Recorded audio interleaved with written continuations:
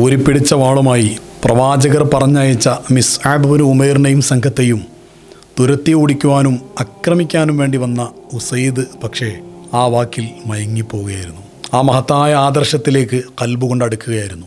ഒരിക്കൽ ഉസൈദ് ശുദ്ധമായ ഖുർആൻ പാരായണം ചെയ്യുന്നത് കേട്ട് മലക്കുകൾ പോലും ഭൂമിയിലേക്ക് ഇറങ്ങി വരുന്ന അവസ്ഥയുണ്ടായി. തിരുനബി സല്ലല്ലാഹു അലൈഹി വസല്ലം തങ്ങൾ പറഞ്ഞു, ഉസൈദേ, ആ മലക്കുകൾ അങ്ങയുടെ ഖുർആൻ പാരായണം ശ്രവിക്കുകയായിരുന്നുവെന്ന്. ആരാണ് ഉസൈദ്? ഉസൈദിൻ്റെ ചരിത്രം എന്താണ്? കഥകൾക്ക്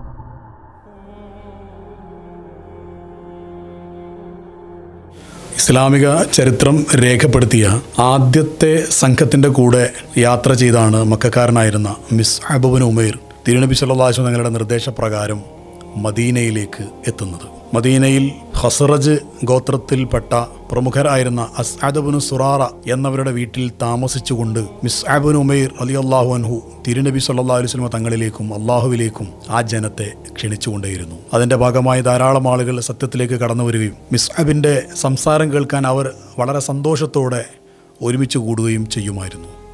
അങ്ങനെ മദീനയിൽ ചെറിയ കാലഘട്ടം കൊണ്ട് തന്നെ അള്ളാഹുവിനെയും റസൂൽ സല്ലല്ലാഹു അലൈഹി വസല്ലം തങ്ങളെയും സ്നേഹിച്ച് ഇഷ്ടപ്പെട്ട് ഇസ്ലാമിലേക്ക് വരുന്ന ആളുകളുടെ എണ്ണം കൂടിക്കൊണ്ടേയിരുന്നു.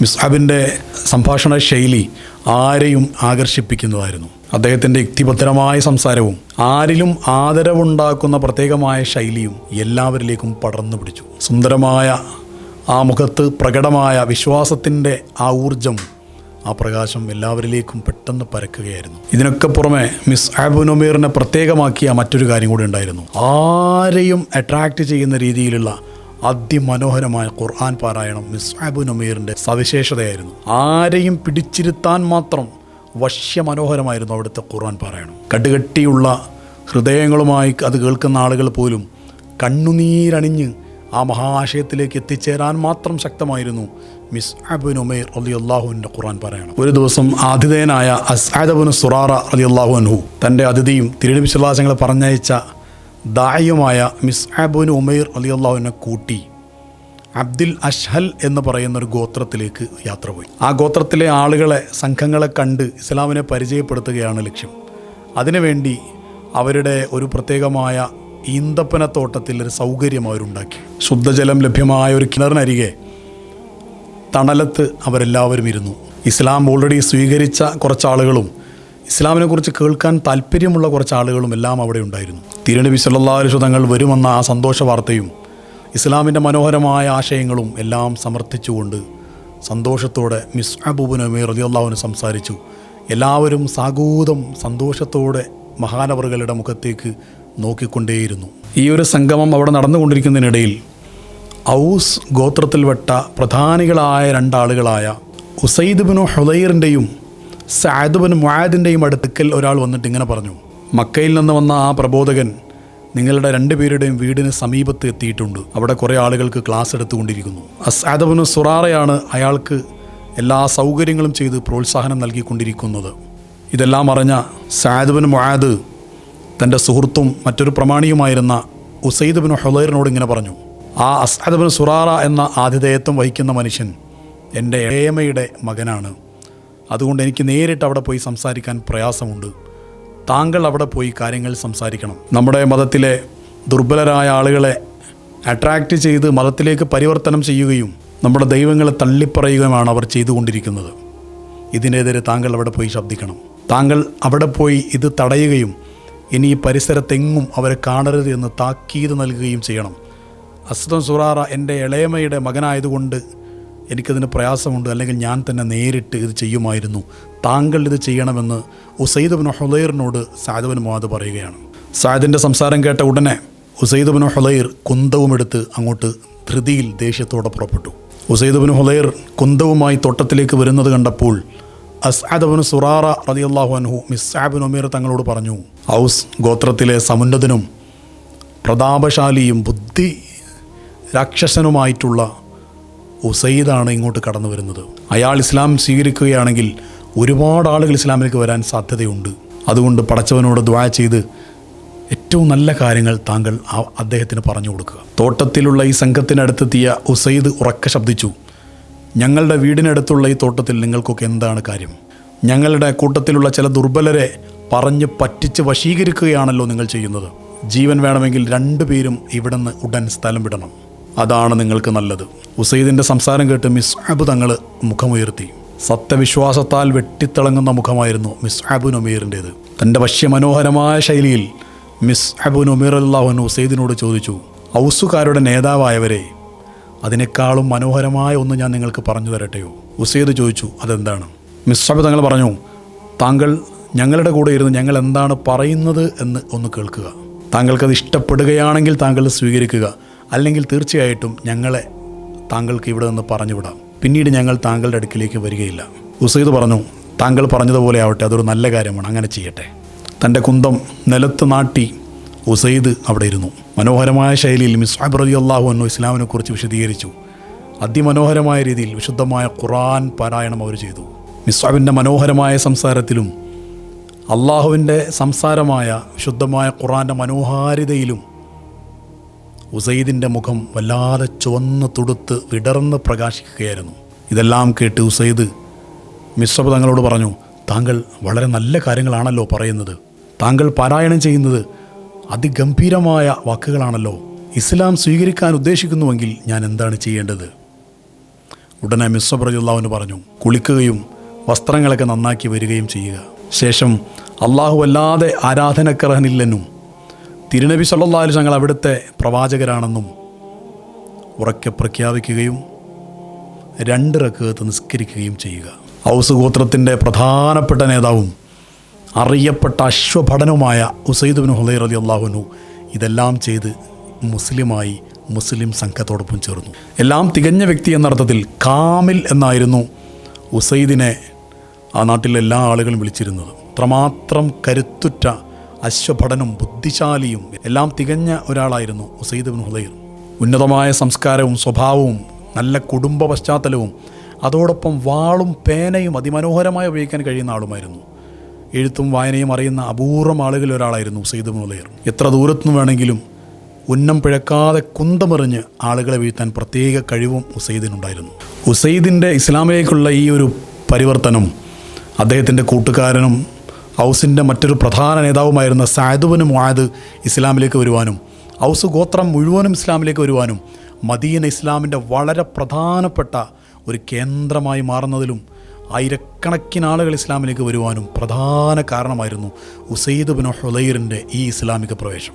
മിസ്അബ് ബിൻ ഉമൈർ റളിയല്ലാഹു അൻഹു ആദ്യമായി വിശുദ്ധമായ ഖുർആൻ കേൾക്കാൻ ഭാഗ്യം ലഭിച്ച ഉസൈദ് ബിൻ ഹുദൈർ പിന്നീട് ആ ഖുർആൻ പാരായണത്തിൻ്റെ മഹത്തായ ശക്തിയിൽ അലിഞ്ഞു ചേരുകയായിരുന്നു.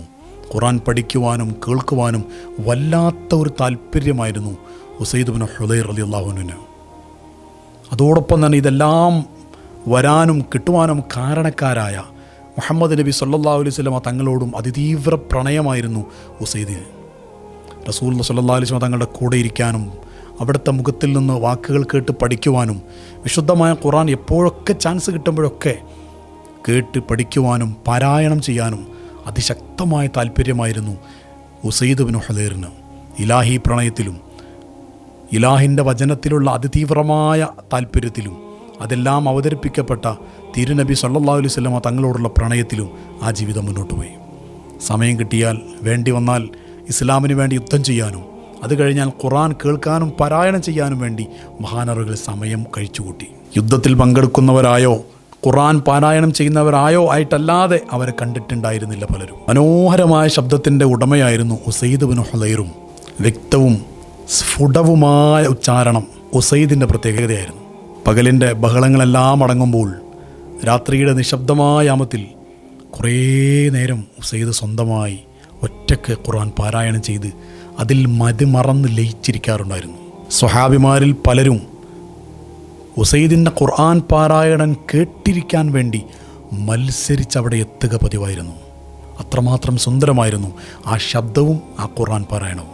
സ്വഹാബികൾ മാത്രമല്ല, ആകാശലോകത്തു നിന്നുള്ള അള്ളാഹുവിൻ്റെ പ്രത്യേകമായ സൃഷ്ടിജാലങ്ങൾ വരെ ഉസൈദിൻ്റെ ഖുർആൻ പാരായണം കേൾക്കാൻ വേണ്ടി വരുമായിരുന്നു. ഒരു രാത്രി ഉസൈദ് ബിൻ ഹുദൈർ റളിയല്ലാഹു അൻഹു വീടിൻ്റെ പുറകുഭാഗത്ത് ഒഴിഞ്ഞ സ്ഥലത്തിരിക്കുകയായിരുന്നു. തൊട്ടടുത്ത് മകൻ യഹ്യയും ഉണ്ടായിരുന്നു. അള്ളാഹുവിൻ്റെ മാർഗത്തിൽ പോരാടാൻ വേണ്ടി തയ്യാറാക്കി നിർത്തിയ കുതിരകളും അതിൻ്റെ പരിസരത്തും ഉണ്ടായിരുന്നു. മേഘങ്ങൾ ഒഴിഞ്ഞ ആകാശം തെളിഞ്ഞ് കാണാമായിരുന്നു. മകൻ അടുത്ത് കിടന്നുറങ്ങുകയാണ്. ഉസൈദ് പതുക്കെ വിശുദ്ധമായ ഖുർആൻ പാരായണം ചെയ്യാൻ തുടങ്ങി.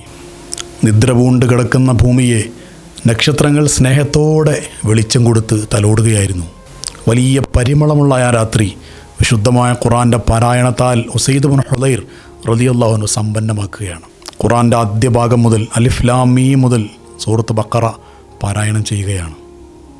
ഏതാനും ആയത്തുകൾ മുന്നോട്ട് പോയപ്പോഴേക്കും കുതിരകൾ പ്രത്യേകമായ രീതിയിൽ വിരളി പിടിക്കാൻ തുടങ്ങി, കുതിറി ചാടാൻ തുടങ്ങി. അത് കെട്ടിയിട്ട കയറ് പൊട്ടിച്ചു പോകുമോ എന്ന് പോലും ഉസൈദിന് തോന്നുമാറായിരുന്നു കുതിരയുടെ പ്രകടനങ്ങൾ. ഉടനെ പാരായണം നിർത്തി. പാരായണം നിർത്തുമ്പോൾ കുതിര ശാന്തമാവുന്നു. വീണ്ടും ഖുർആൻ പാരായണം ചെയ്യുമ്പോൾ കുതിര അതുപോലെയൊക്കെ ചെയ്യുന്നു. ഖുർആൻ പാരായണം നിർത്തുമ്പോൾ കുതിര ശാന്തമാവുന്നു. ഇത് പല തവണ ആ രാത്രിയിൽ ആവർത്തിച്ചു. ഓരോ തവണ മനോഹരമായ ഖുർആൻ പാരായണം ചെയ്യുമ്പോഴേക്കും കുതിര വലിയ വികൃതമായ രീതിയിൽ വിരളി പിടിച്ചുകൊണ്ട് കയറ് പൊട്ടിച്ചോടിപ്പോകുന്ന രീതിയിൽ ശ്രമങ്ങൾ നടത്തുന്നു. ഖുർആൻ പാരായണം നിർത്തിക്കഴിഞ്ഞാൽ അത് ശാന്തമാവുകയും ചെയ്യുന്നു. ഈ കുതിര തൻ്റെ ഉറങ്ങിക്കിടക്കുന്ന മകൻ്റെ അടുത്തേക്ക് വന്ന് ചവിട്ടുമോ എന്ന് ഭയന്ന് അത് ശ്രദ്ധിക്കുന്നതിനിടയിൽ ആ കുതിര ആകാശത്തേക്ക് തിരിഞ്ഞ് പതുക്കെ പതുക്കെ ഉസൈദിൻ്റെ അടുക്കലേക്ക് നീങ്ങി ഇങ്ങനെ വന്നുകൊണ്ടിരുന്നു. ആ സമയത്താണ് കുതിര ആകാശത്തേക്ക് നോക്കുന്നത് കണ്ട ഉസൈദ് ബിൻ ഹുദൈർ ആകാശത്തേക്ക് നോക്കി. വളരെയധികം പ്രകാശമാനമായൊരു കാഴ്ചയാണ് ഉസൈദ് ബിൻ ഹുദൈർ തങ്ങൾ ആകാശത്ത് കണ്ടത്. മുമ്പൊരിക്കലും അത്രമാത്രം ഭംഗിയുള്ള ഒരു കാഴ്ചയും അദ്ദേഹം അവിടെ കണ്ടിട്ടില്ല. ഒരു മേലാപ്പ് പോലെ, വർണ്ണന പോലെ, ഒരു കുട പോലെ മേഘം തൂങ്ങിക്കിടക്കുകയാണ്. അതിൽ നിന്ന് പ്രത്യേകമായ പ്രകാശങ്ങൾ താഴേക്ക് ഇറങ്ങി വരുന്നത് പോലെയുണ്ട്. ആ മേഘത്തിൽ നിന്ന് ധാരാളം തൂങ്ങിക്കിടക്കുന്ന പ്രകാശങ്ങൾ ചക്രവാളത്തെ മുഴുവനും പ്രകാശപൂർണ്ണമാക്കി നിലനിർത്തുകയാണ്. അതിമനോഹരമായ കാഴ്ച, ജീവിതത്തിൽ ആദ്യത്തെ അനുഭവം. അല്പനേരം കഴിഞ്ഞ് ആ പ്രകാശം മുകളിലേക്ക് ഉയർന്ന് അപ്രത്യക്ഷമാവുകയും ചെയ്തു. നേരം പുലർന്നപ്പോൾ ഈ സംഭവം തിരുനബി സല്ലല്ലാഹു അലൈഹി വസല്ലം തങ്ങളോട് ഉസൈദ് റളിയല്ലാഹു അൻഹു പറഞ്ഞപ്പോൾ അവിടുന്ന് ഇങ്ങനെ പറഞ്ഞു: ഉസൈദേ, നിൻ്റെ മനോഹരമായ ഖുർആൻ പാരായണം കേൾക്കാൻ വേണ്ടി അള്ളാഹുവിൻ്റെ പ്രത്യേകമായ മലക്കുകൾ വന്നതായിരുന്നു അത്. ഒരുപക്ഷെ നിങ്ങൾ ഇനിയും കുറേ നേരം ആ ഖുർആൻ പാരായണം ചെയ്തിരുന്നുവെങ്കിൽ ജനങ്ങൾക്ക് മറയില്ലാതെ കാണാനാവുന്ന വിധം ആ മലക്കുകൾ ഭൂമിയിലേക്ക് ഇറങ്ങി വരുമായിരുന്നു. അത്രമാത്രം തിരുനബി സല്ലല്ലാഹു അലൈഹി വസല്ലം പ്രകീർത്തിച്ച, മലക്കുകൾ കേൾക്കാൻ കൊതിച്ചടുത്ത് വന്ന് കാത്തിരുന്ന ഖുർആൻ പാരായണത്തിനുടമയായിരുന്നു ഉസൈദ് ബിൻ ഹുദൈർ റളിയല്ലാഹു അൻഹു. അള്ളാഹുവിൻ്റെ ഗ്രന്ഥത്തെ ഇഷ്ടപ്പെട്ടതുപോലെ തന്നെ തിരുനബി സല്ലല്ലാഹു അലൈഹി വസല്ലം തങ്ങളെയും അഗാധമായി ഇഷ്ടപ്പെട്ടു ഉസൈദ് റളിയല്ലാഹു അൻഹു. ഖുർആൻ കേൾക്കുമ്പോഴും തിരുനബി സല്ലല്ലാഹു അലൈഹി വസല്ലം തങ്ങളുടെ സംസാരം കേൾക്കുമ്പോഴും തൻ്റെ ഹൃദയം ഏറ്റവും തരളിതമായ അവസ്ഥയിലെത്തുമെന്ന് ഉസൈദ് പറയാറുണ്ടായിരുന്നു. തിരുനബി സല്ലല്ലാഹു അലൈഹി വസല്ലം തങ്ങൾ സംസാരിക്കുമ്പോൾ ആ മഹാമുഖത്തേക്ക്, പ്രകാശത്തിൻ്റെ കേന്ദ്രമായ ആ മുഖത്തേക്ക് ഉസൈദ് ബിൻ ഹുദൈർ തങ്ങൾ നോക്കി അങ്ങനെ ഇരിക്കുമായിരുന്നു. ഈ ലോകത്ത് ഹബീബും ഞാനും മാത്രമുള്ളതുപോലെ. ആ മുഴുമുത്തുകൾ ഉതിർന്നു വീഴുന്ന ആ ചെഞ്ചുണ്ടുകളിലേക്ക്, ആ പ്രകാശത്തിൻ്റെ കേന്ദ്രമായ മുഖത്തേക്ക് കണ്ണിമ വെട്ടാതെ നോക്കിയിരിക്കും ഉസൈദ് ബിൻ ഹുദൈർ.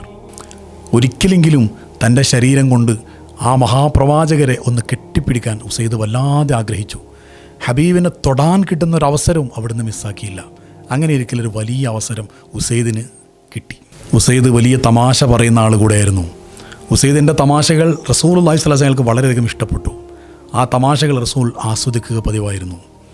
അങ്ങനെ ഒരിക്കൽ ഉസൈദ് ജനങ്ങൾക്കിടയിൽ തമാശ പറഞ്ഞുകൊണ്ടിരിക്കുന്നതിനിടയിൽ തിരുനബി സല്ലല്ലാഹു അലൈഹി വസല്ലം വന്ന് കണ്ണ് ചിമ്പി ആ തമാശകളെ പ്രോത്സാഹിപ്പിക്കുന്ന രീതിയിൽ ഊരയുടെ ഭാഗത്ത് ഒരു കുത്തു കൊടുത്തു, ചെറിയൊരു കുത്ത്.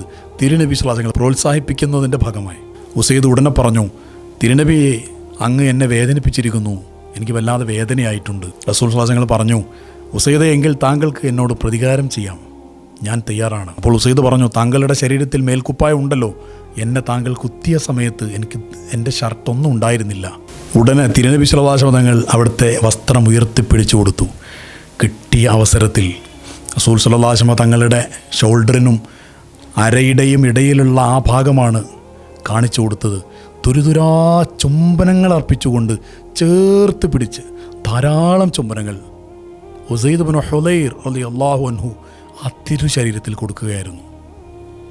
അവരുടെ കണ്ണും കൽബും ശരീരം ആത്മാവും എല്ലാം നിറഞ്ഞൊഴുകുകയായിരുന്നു ആ മഹാപ്രണയത്തിൽ. കണ്ണു നിറഞ്ഞുകൊണ്ട് ഉസൈദ് പറഞ്ഞു: ഫിദാക്ക അബിയ ഉമ്മിയ റസൂലല്ലാഹ്, എനിക്ക് ഓർമ്മ വെച്ച ആ കാലഘട്ടം മുതൽ, അങ്ങയിലേക്ക് വന്ന കാലഘട്ടം മുതൽ, ഇസ്ലാമിലേക്ക് വന്നത് മുതൽ ഈ ഒരു നിമിഷത്തിന് വേണ്ടി ഞാൻ കാത്തിരിക്കുകയായിരുന്നു. അങ്ങയെ ഒന്ന് കെട്ടിപ്പിടിക്കാനുള്ള മോഹം എനിക്കുണ്ടായിരുന്നു. ഇന്ന് ആ ഒരു മോഹം എനിക്ക് സാക്ഷാത്കരിക്കപ്പെട്ടിരിക്കുന്നു. സന്തോഷത്തോടെ നിറഞ്ഞൊഴുകുന്ന കണ്ണുകളോടെ ഉസൈദ് ബിൻ ഹുദൈർ ആ മഹാപ്രണയം പറഞ്ഞ് അവസാനിപ്പിച്ചു. ഏകപക്ഷീയമായിരുന്നില്ല ആ സ്നേഹം. എല്ലാ സമയത്തും വലിയ സ്നേഹം തിരിച്ചു കൊടുക്കുമായിരുന്നു തിരുനബി സ്വല്ലല്ലാഹു അലൈഹി വസല്ലം. ആദ്യ കാലഘട്ടത്തിൽ തന്നെ ഇസ്ലാമിലേക്ക് വന്നതിൻ്റെ പേരിലും ഉഹദ് യുദ്ധത്തിൽ ഹബീബായ മുസ്തഫ റസൂലുള്ളാഹി സ്വല്ലല്ലാഹു അലൈഹി വസല്ലം തങ്ങളെ ശത്രുക്കളിൽ നിന്ന് രക്ഷിച്ചതിൻ്റെ പേരിലുമൊക്കെ പലപ്പോഴും പ്രത്യേകമായി പേരെടുത്ത് പ്രശംസിച്ച് പരാമർശിക്കുമായിരുന്നു മുഹമ്മദ് നബി സ്വല്ലല്ലാഹു അലൈഹി വസല്ലം തങ്ങൾ. ഉഹദ് യുദ്ധത്തിൻ്റെ ഒരു പ്രധാന ഘട്ടത്തിൽ, എല്ലാവരും ചിതറിപ്പോയ ഒരു ഘട്ടത്തിൽ, ഏതാനും ആളുകൾ മാത്രം മുഹമ്മദ് റസൂലുള്ളാഹി സ്വല്ലല്ലാഹു അലൈഹി വസല്ലം തങ്ങളുടെ അടുത്തുണ്ടായപ്പോൾ തിരുനബിയെ ശത്രുക്കളിൽ നിന്ന് രക്ഷിക്കുന്നതിനിടയിൽ 7 ആഴത്തിലുള്ള മുറിവുകളാണ് അന്ന് ഉസൈദിന് ഏൽക്കേണ്ടി വന്നത്. ഒരു മുറിവും ഒരു വേദനയും ഹബീബിനെ സംരക്ഷിക്കുന്നതിൽ നിന്ന് പിന്നോട്ട് വലിച്ചില്ല ആ സ്വഹാബികൾ. അത്രമാത്രം അവർ സ്വന്തം ശരീരത്തെക്കാളും എല്ലാത്തിനേക്കാളും സമർപ്പിച്ച ജീവിതമായിരുന്നു അവരുടേതെല്ലാം. അതിൽ പ്രധാനപ്പെട്ട ഒരു ഉദാഹരണമാണ് ഉസൈദ് ബിൻ ഹുദൈർ റളിയല്ലാഹു അൻഹു. ഉസൈദിന് തൻ്റെ സമൂഹത്തിലുണ്ടായിരുന്ന ആ ഒരു സ്ഥാനവും മാനവും തിരുനബി സ്വല്ലല്ലാഹു അലൈഹി വസല്ലം അംഗീകരിച്ചു കൊടുക്കുമായിരുന്നു. തൻ്റെ സമൂഹത്തിന് വേണ്ടി പ്രത്യേകമായിട്ട് എന്തെങ്കിലും ചോദിച്ചാൽ അതിൽ പ്രത്യേകമായ താല്പര്യം റസൂൽ കാണിക്കുമായിരുന്നു സ്വല്ലല്ലാഹു അലൈഹി വസല്ലം. അങ്ങനെ ഹബീബിനെ സ്നേഹിച്ച് ഹബീബിൻ്റെ സ്നേഹം ഏറ്റുവാങ്ങി ആ മഹാഭാഗ്യവാനായ സ്വഹാബി ആദ്യകാലഘട്ടത്തിൽ തന്നെ ഇസ്ലാമിലേക്ക് വരാൻ ഭാഗ്യം കിട്ടി. അവിടുത്തെ ഖുർആൻ പാരായണം കേട്ട് മലക്കുകൾ പോലും കാത്തുനിന്ന ആ സ്വഹാബി ഇത് പിന്നീട് വർഷങ്ങളോളം ജീവിച്ച് ഖലീഫ ഉമർ ഇബ്നുൽ ഖത്താബ് റളിയല്ലാഹു അൻഹുവിൻ്റെ കാലഘട്ടത്തിലാണ് അള്ളാഹുവിലേക്ക് യാത്രയാകുന്നത്. ആ മഹാപ്രകാശത്തിൻ്റെ പൂമുഖം കാണാൻ അള്ളാഹു നമുക്ക് തൗഫീഖ് നൽകട്ടെ. അവരുടെ വശ്യമനോഹരമായ ഖുർആൻ പാരായണം കേൾക്കാൻ അള്ളാഹു നമുക്ക് തൗഫീഖ് നൽകട്ടെ. ആമീൻ യാ റബ്ബൽ ആലമീൻ.